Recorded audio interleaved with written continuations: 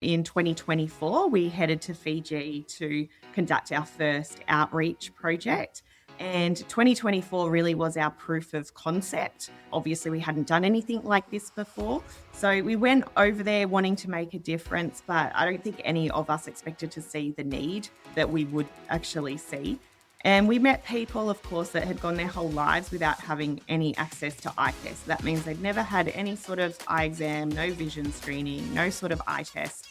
We met children that were struggling at school simply just because they couldn't see properly, they couldn't see the blackboard. Welcome to The Focused View, the podcast for eye care professionals across Australia. In each episode, we bring together leaders from optometry, optical dispensing, and business to share insights, practical strategies, and the latest developments shaping independent practice today. I'm your host, Michael Nasser, and together we'll explore how innovation, collaboration, and smart business thinking can drive growth, enhance patient care, and strengthen the future of independent optometry. Whether you're a student, an early career professional, or an established practice owner, The Focused View is your go-to source for knowledge, inspiration, and connection. The Focused View is brought to you by Vision Connection, supporting independent eye care professionals across Australia through collaboration, education, and business growth. By working closely with leading suppliers and industry partners, Vision Connection offers unique opportunities that help independents stand out and succeed. To find out more, visit their website, visionconnection.com.au. In today's episode, we're talking about something that for a long time has mostly belonged to the big corporates: charity and outreach work in eye care. If you're an independent owner, a supplier, or a dispenser, and you've ever wondered where you fit in, what to do with your old frames, or which charity to actually get behind, this conversation is for you. I'm joined by three people building the answer. April Petrusma is CEO of Optical Dispensers Australia and a director of the South Pacific Eye Care Foundation.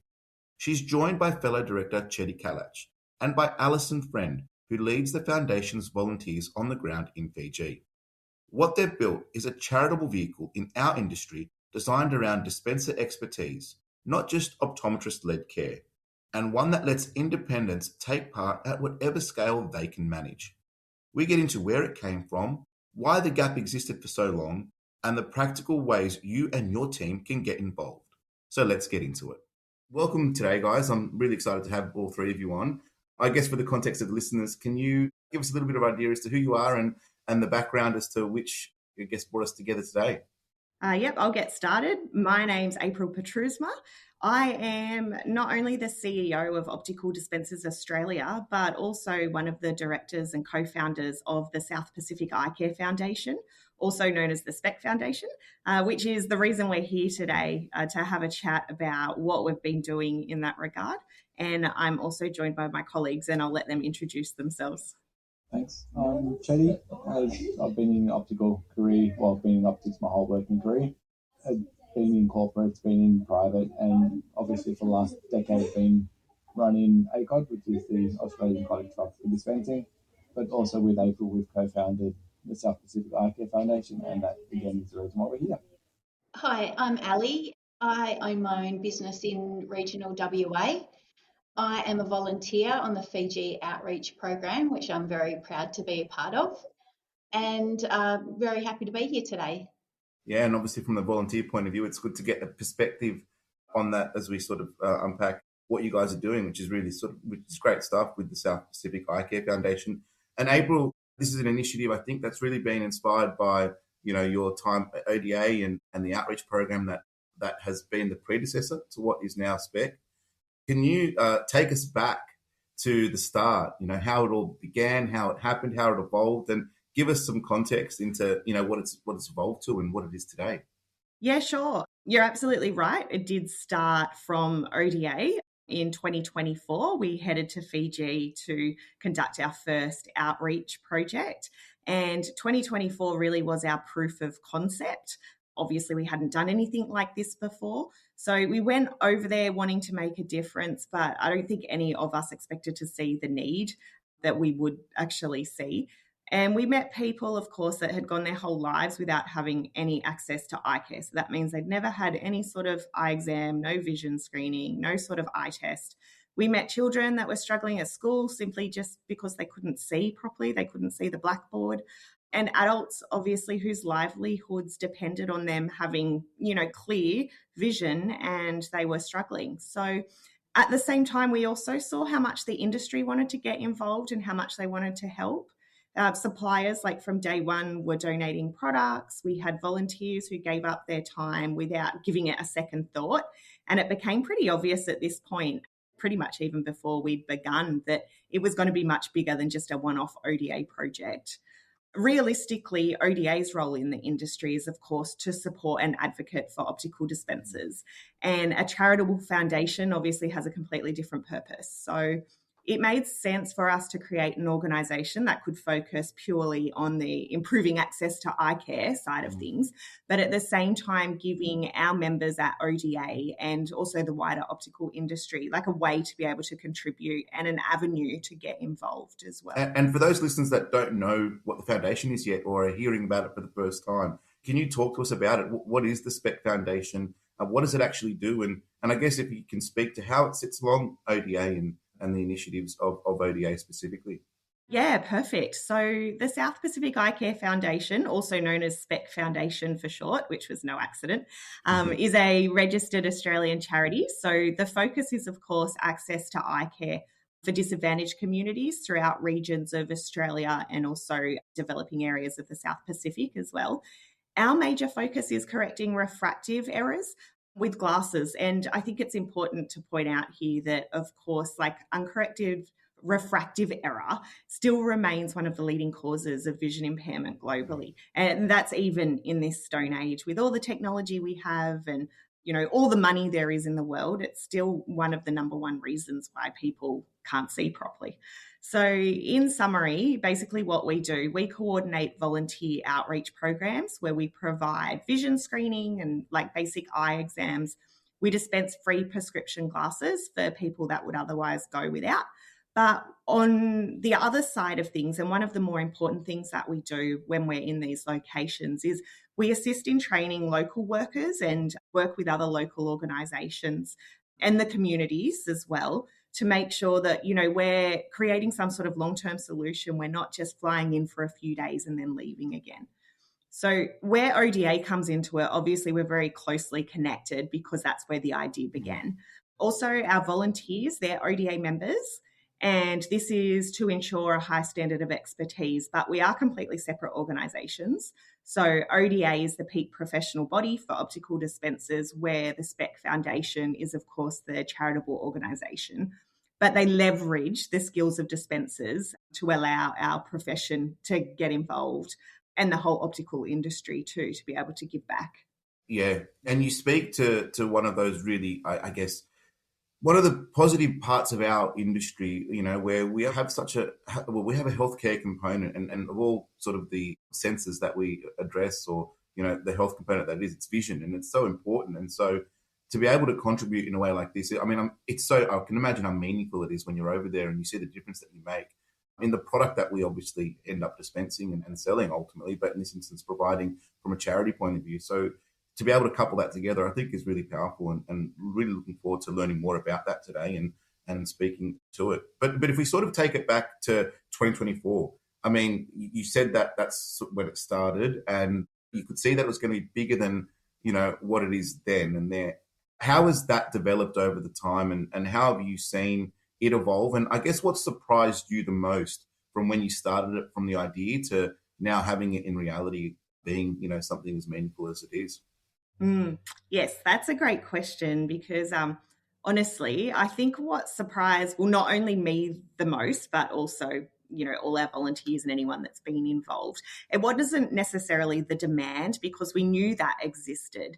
The biggest surprise of all was how quickly people across the industry got behind it and wanted to be involved and wanted to help. So we had volunteers that instantly wanted to come back again after the first trip or even after the first day while they were still there.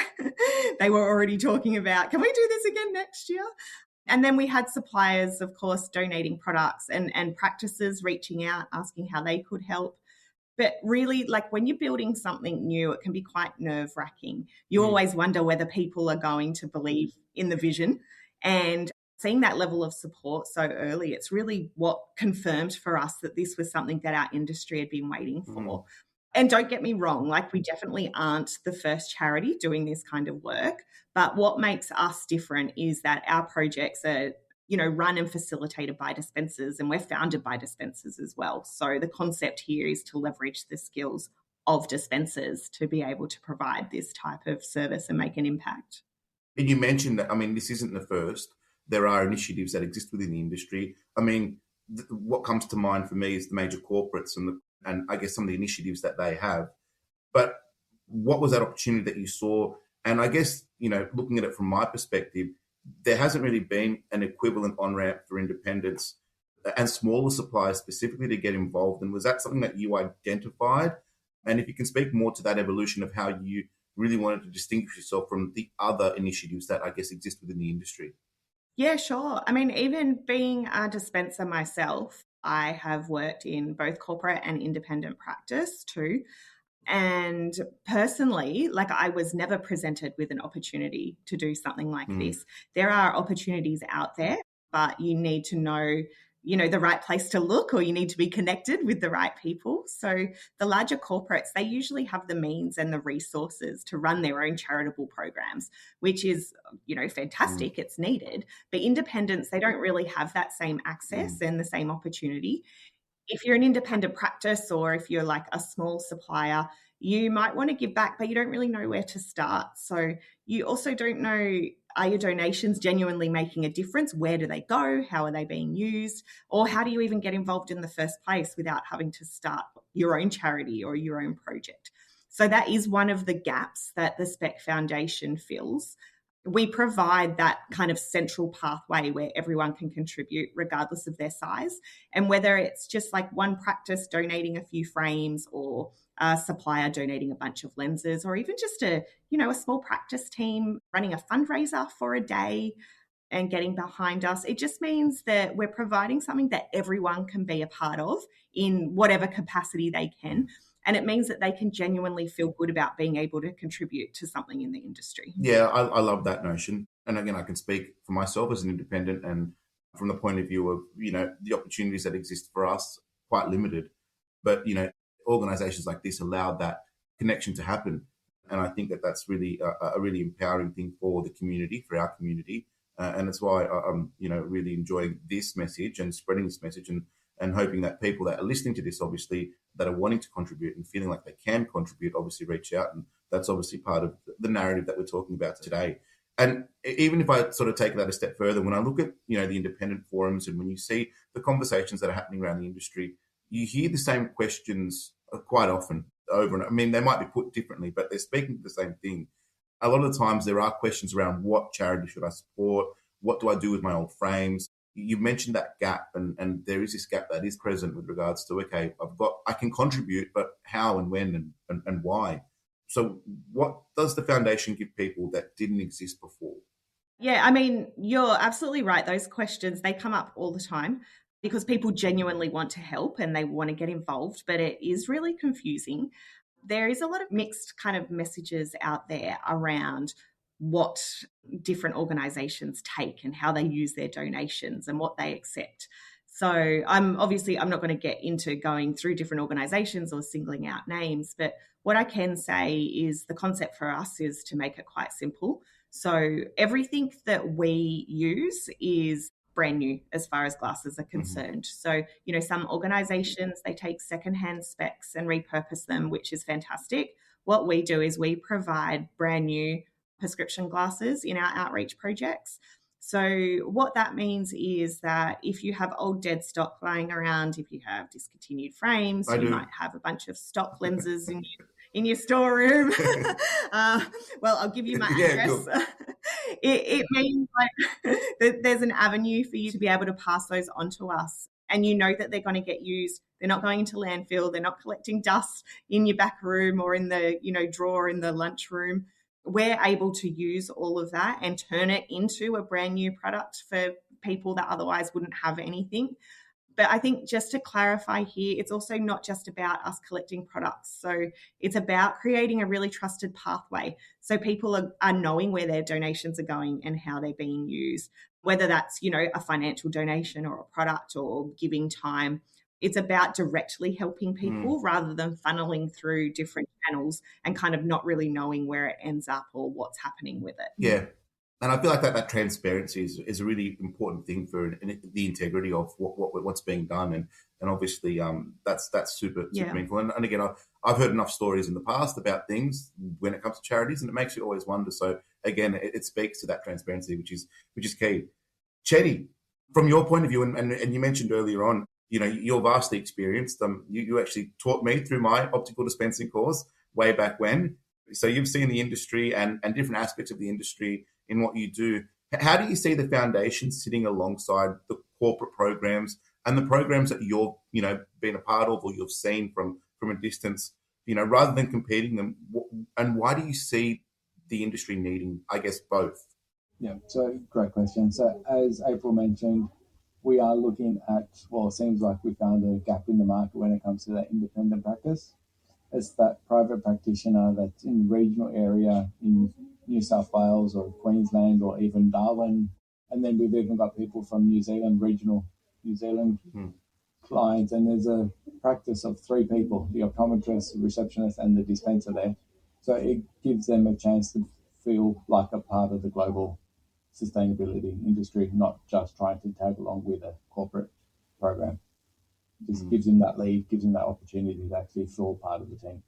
And I guess what else makes this unique is that it's a dispenser-led model, really, primarily. Obviously, it factors in other parts of the profession that we have, but that makes it unique. And being built around the dispenser, expertise that a dispenser can bring, not just optometry. Why do you think that's important, and how does it change, I guess, about who can contribute and why they contribute? Yeah, well, as you know, dispensers do bring a different slang to the industry. We do work closely with the distributors, the manufacturers, the wholesalers, and we handle the product multiple times a day, every day. And as a dispenser, and as you would know, and as April and Ali would know, you know which frame had sat on display for a while. You know which frame was ordered on Apro but then sat on the shelf. You know what frame you've ordered multiple times, so it was a great seller, and then I've ordered it too many times, it sat on the shelf for too long.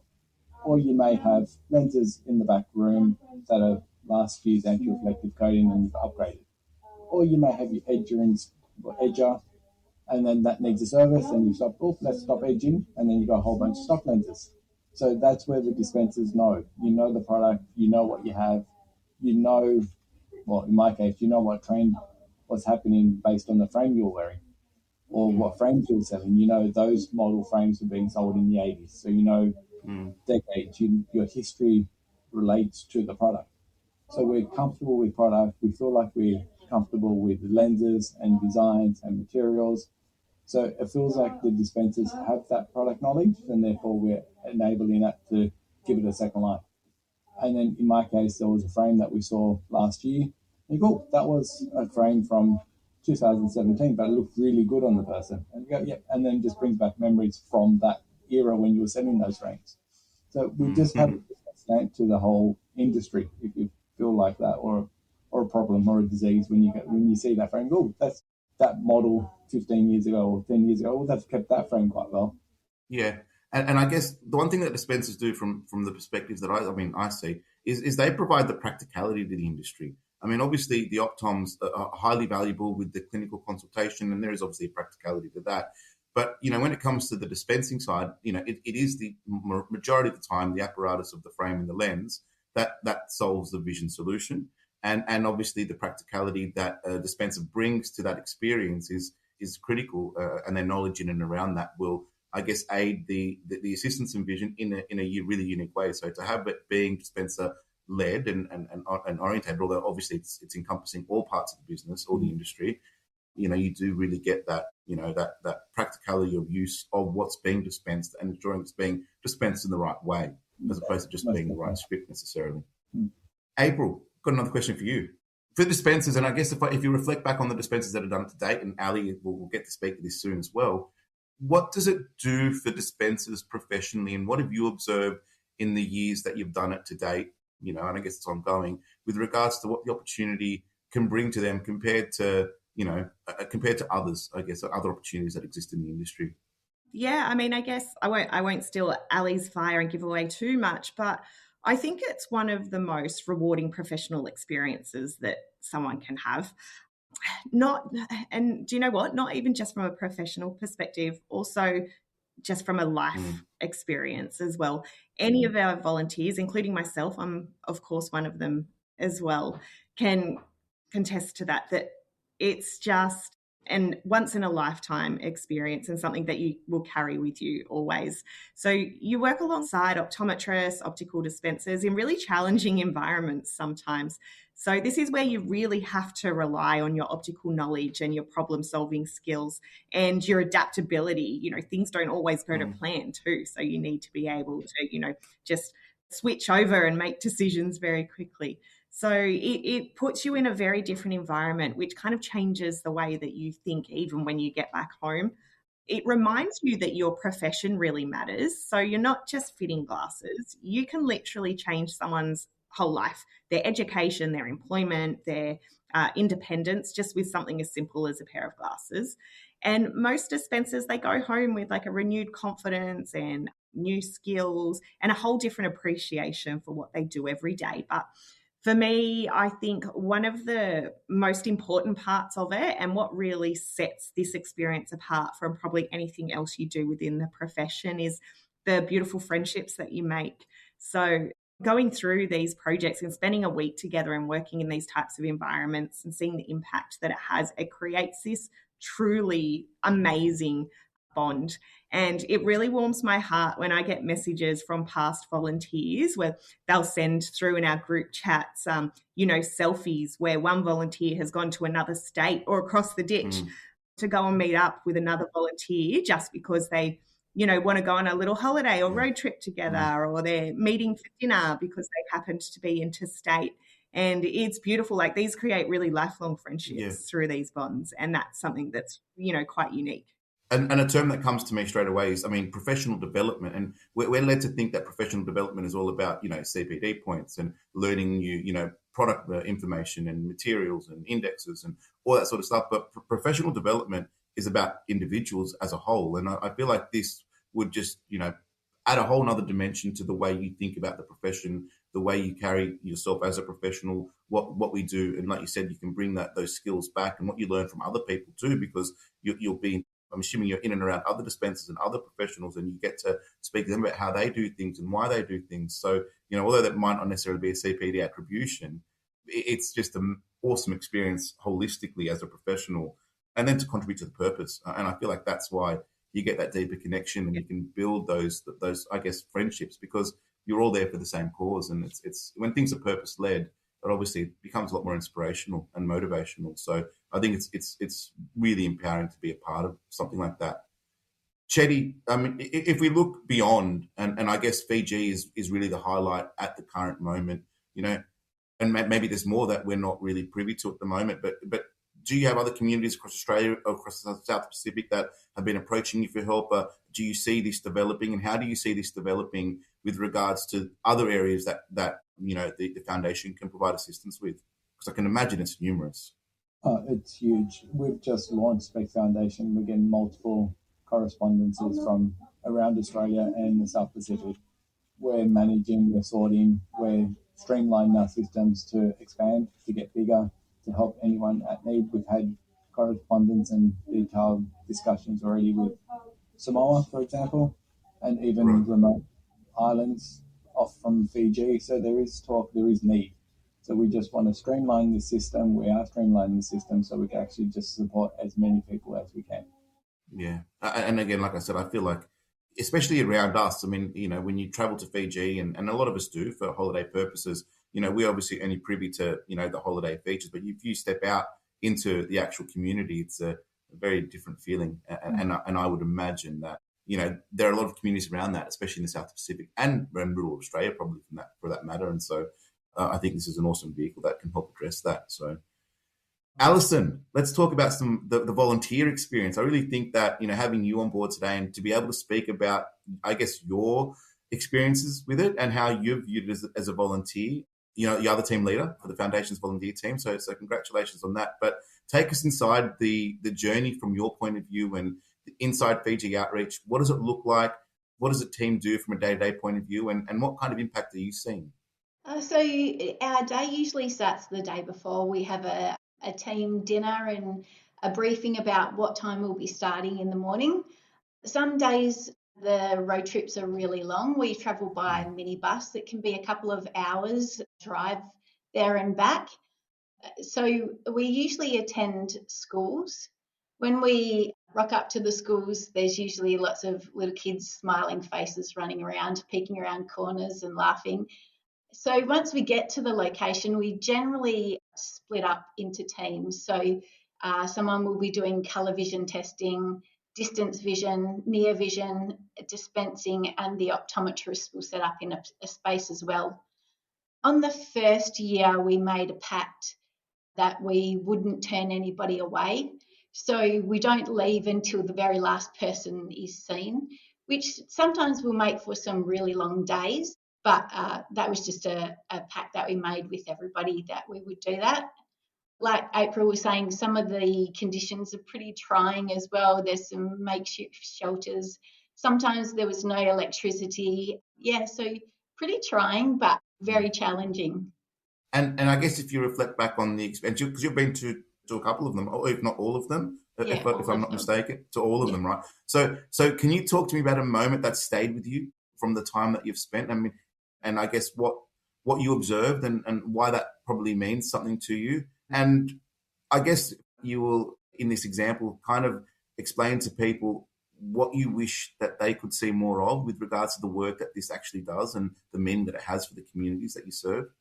I think the biggest thing is the Fijian people are very religious. And for some people, they've never had an eye test in their lives. So to be able to read their Bible is really important. And some people just can't even see it. So, you know, just getting somebody a simple pair of reading glasses is really life-changing for them. And is there a moment that sticks out for you when you look back on, like, you know, if you were to think about Fiji, is there a snapshot or is there a thought, you know, or is there anything specific that comes to mind? Absolutely. So last year we had a gentleman who couldn't attend our clinic. Somebody told us that he was bedridden, he was an amputee, he needed glasses, but he couldn't attend our clinic. So at the end of the day, 2 busloads of people, one lot went back to our accommodation and one went along through the sugarcane fields and attended to this gentleman in his home. After dark, he had no electricity. They had to do the eye test by phone torch. Oh, wow. And he had already lost one eye due to high pressures.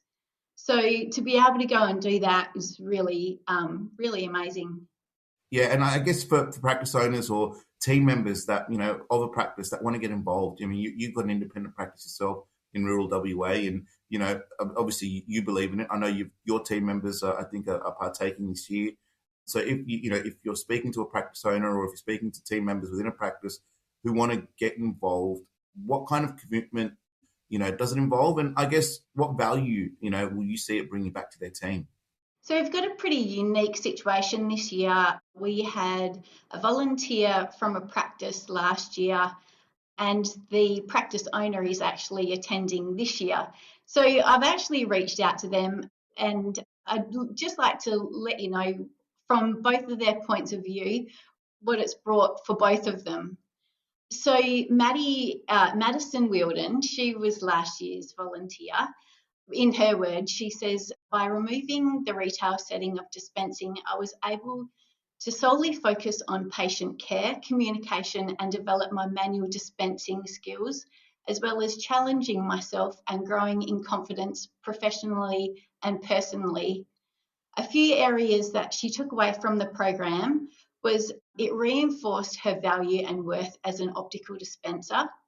She has progressed in her career by equipping her with new opportunities not provided in a retail setting. It has improved her communication skills across language and cultural barriers. and has built professional relationships and made lifelong friendships. Her boss, Wayne, totally agrees with Maddie. He says he noticed a significant difference in her confidence and self-assurance. He said it was great to see the excitement for the occupation and industry upon return that flowed over to the rest of his team members. Wayne also says, from a business owner's perspective, ODA and SPEC Foundation are boosting our industry by elevating the professionalism of qualified optical dispensers both locally and internationally. The outreach program and experience where participants can use their knowledge and skills in an environment that offers a different appreciation and motivation to that experience in our normal roles in store. So I think from both of them, it really has made such a difference in totally different perspectives in the store and in their lives.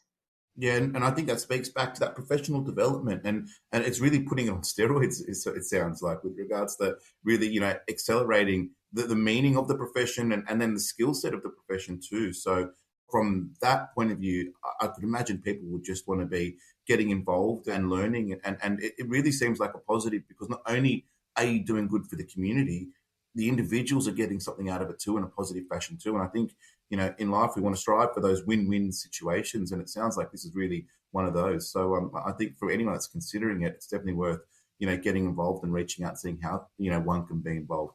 Yeah. Thanks, Sally. Chedy, if we go back to how people can be involved specifically, and again, we can speak about the product, but I know that it can just be more than frame and lenses. Can you walk us through how people can contribute to the foundation? How can they get involved? What does that look like? And speak to, the contributions that could be made to help you guys in your mission and your vision with this. Yeah, so it's easy, as you said. It's not all about the frames and lenses. We also offer accessories. We also offer cloths, cases, anything else that goes hand in hand with the frames and lenses. We accept those as well. Tools, equipment, anything else like that, we happily accept them. Easy way to do it is as simple as, if you're a part of Hearts or Nods, just send it to SPEC Foundation and it comes to us. If you're not a part of that, our website, specfoundation.org.au, we have our address there. Just post it out to us. We'll accept it. April's been receiving nice boxes and gifts every now and then, so I'll just arrive with a nice donation. Right. So they just arrive and we go, yep, we're happy. We get them ready, we get them sorted, and they'll be ready to go for the next outreach program. So it's as easy as that, just Hearts and Nods, or just send it to us. And just as an example, what's the most abstract thing that you've received that's been useful? That not necessarily, because again, we can think of frame and lenses or, specifically, but what's been probably the item that you've received that has nothing to do with optics but has been maybe useful? That's a sort of question on the spot there. Oh, yeah, we have received, the one thing would be straps for kids and like simple cases like that. And then you just go, oh, yeah, that's what we need, cloths, pens. We also, when we do our outreach programs, we also go to the schools, as Ali mentioned. So we also try to share with the school. So we'll have soccer balls, footballs, stationery, pencil cases, pens, anything else, toothbrushes, toothpaste, anything else that could help the community. So even though we are SPEC Foundation, if we're there and we can, we'll help them with toothbrushes and toothpaste. Yeah, and I definitely recommend anyone reach out if they want to be clear on what is, I guess, sort of, to be sent or not. It's not about sending everything, but reaching out and sort of getting clarification on that. April, beyond product donations, are there other ways independent practices can be involved? If it's not just product related, are there other things, or is that pretty much the crux of what's, what the contributions could be like? No, it's absolutely other ways for sure. It's definitely not all about product donations. There's so many ways people can be involved. And the good thing is there's kind of, no minimum or no standard as to that level of involvement. So of course, financial donations are really important because they cover things that people don't necessarily see or think about, like shipping and international freight, transport once we're on the ground, even things down to insurances and web hosting, equipment, consumables, like all the things that we need to have longevity for the foundation and to get their outreach programs off the ground. So businesses can decide to sponsor specific projects, and individuals, whether they're within or outside of the industry, can just make like one-off donations or monthly donations. Also, obviously, volunteers can donate their time, which has already been spoken about a little bit. But even just helping to spread awareness is something that's going to help us, especially at this really early stage. People are just starting to learn that we exist. So telling your mates, telling your colleagues, sharing our Facebook posts or Instagram posts, all that sort of stuff at this stage is really going to help us get off the ground. We also even have countertop cash donation boxes that practices can order too. Okay. So they're actually available on the ODA shop website for free, of course, and we'll ship them to you. Some people have elected to use them as a way for patients to thank them if they've done, like, say, a great adjustment or they've had great customer service. Then they have the opportunity to, just pop some loose change or a small note in the donation box on the counter, which has been quite successful too. So there isn't really a minimum contribution. Every dollar, every product or every bit of time, it helps. And that's what's going to obviously help us to reach more people. Yeah. And one thing you mentioned there was, volunteers are contributing their time. And I wanted to speak to that specifically because from my understanding, volunteering requires ODA membership. So if anyone does want to partake in this as a volunteer, I'm assuming donation is not necessarily the case, but for volunteering, and correct me if I'm wrong, volunteering specifically needs that. Can you talk us through why that gate exists and what the aim is with that particular, I guess, rule or requirement? Yeah, for sure. Like, it's for a very good reason. So for us, it's about maintaining professional standards and protecting both like the communities that we're serving and also the volunteer teams themselves. So when we're representing Australia and New Zealand overseas, we're also representing the profession. So it's really important that everyone shares the same values and the same commitment to quality care. And in my opinion, it's no secret, like, ODA members are members because they care about being part of a community. They want to develop professionally, and they're obviously passionate about their profession. So these are the types of people that make really great volunteers. And we also stipulate that our volunteers need to be qualified to apply as well. So it's not about excluding people. It's about making sure that we're delivering the highest standards of care and we're creating outreach teams that communities can trust, and, the job's going to get done well. Yeah, and I'd say that really is an integrity pillar. So, there is that integrity pillar to it, to make sure that, like we spoke about transparency and ensuring that we're, that you're able to understand where things are going. I think it just sort of builds into that ecosystem. So I think that's a great initiative. And if people do want to get involved, obviously, as a volunteer, dispenser and obviously membership are important. If we think about what's next, April, specifically here, what are your goals for the next 12 months? And what does the foundation need for the next 12 months? And people that are listening that are wanting to contribute and be involved, I guess, for them specifically, what sort of things could we be helping you with or assisting you with from that aspect with your goals for the next 12 months? Yeah, I mean, we've got lots of very big goals. We, aim high. We don't do things in halves. So the last 2 years in Fiji have, of course, showed us what's possible, but it's really only just the beginning.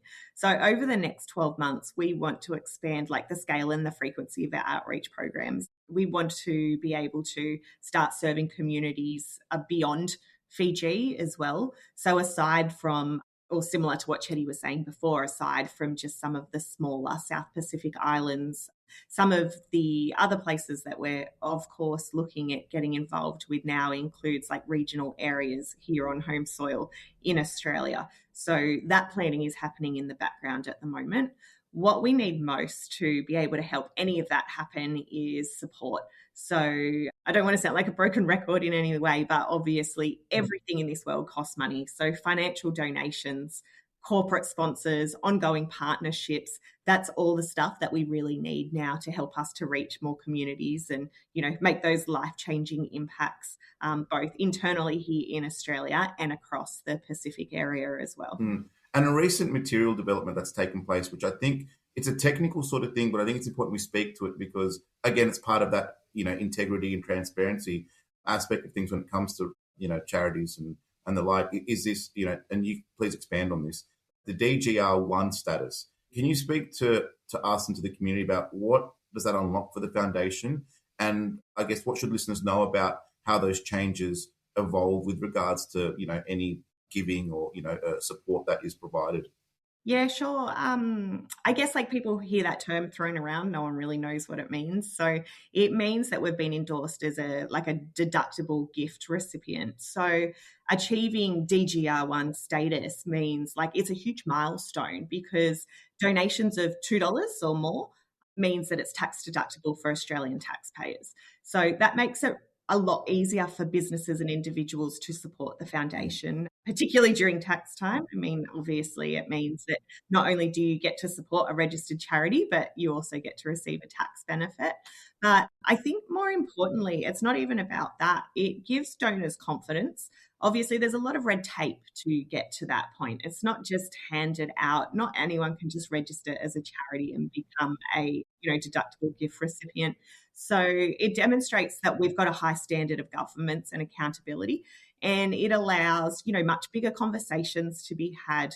And it opens other doorways too. So by having that status and being endorsed in that way means that we're going to have opportunities to apply for grants from like a government level and a state level and those sorts of things moving forward, which is going to be really important for the bigger picture too. Yeah, awesome. And I guess a question to everyone as we start to sort of conclude today's convo, which I've really appreciated.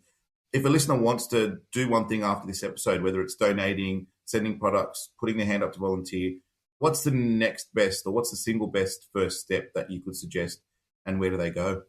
I'll start. Head to our website. So specfoundation.org.au. Obviously, we've got a bunch of information on there. It's where we can accept donations. There's a donate button. There's details on our location if you're planning on sending stuff off. We've got a contact us button so you can ask us any questions. There's information on the ODA outreach from a volunteer perspective. So everything you need is definitely there. Of course, don't be shy. Feel free to pick up the phone, shoot us an email. There's always someone on the other end. So, yes, number one place to start for sure. And to add to that as well, as we mentioned, we work closely with ODA, and ODA membership is part of the outreach. So if you haven't already, look up ODA, members.com.au, subscribe, become a member, and then that way you get your newsletters and your updates from SPEC Foundation as well. And Ali, I guess from more of a volunteer point of view, if you're speaking to business owners out there like yourself or, other optical dispensers out there, what would be a reason that you would say to them as one reason to get involved in any capacity of what we've discussed today? It's just life-changing. It really is. From a professional and a personal point of view, you'll never come back the same. And like April was saying, you'll just want to go back every year. So there's nothing negative that can come out of it at all.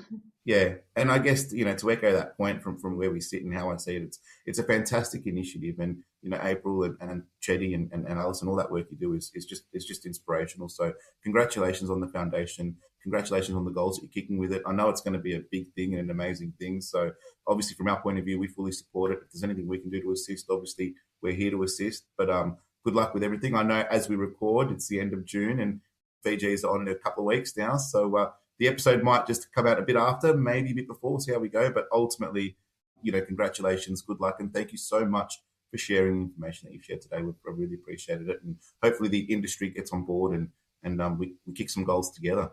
Thanks, Michael, and thanks so much for allowing us the opportunity to spread the word and to let people know what our mission is. This is the starting point for us, so even just something like this is really important and goes a long way. So thanks for having our back. Anytime. Thanks for listening to The Focused View. If you've enjoyed today's episode, please leave a 5-star review, subscribe on your preferred podcast app, and share it with your colleagues. It helps us reach more eye care professionals across Australia. For additional resources and downloads, visit thefocusedview.com.au. I'm Michael Nasser. Until next time, keep focused.